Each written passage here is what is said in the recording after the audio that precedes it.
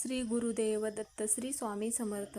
तर ज्या मुलामुलींचे विवाह जुळून येत नसतील तर त्यांच्यासाठी हा उपाय करायचा आहे. तुम्ही हा उपाय गुरुपौर्णिमेपर्यंत कोणत्याही दिवशी करू शकता किंवा गुरुपौर्णिमेच्या दिवशी पण केलात तरीही चालेल.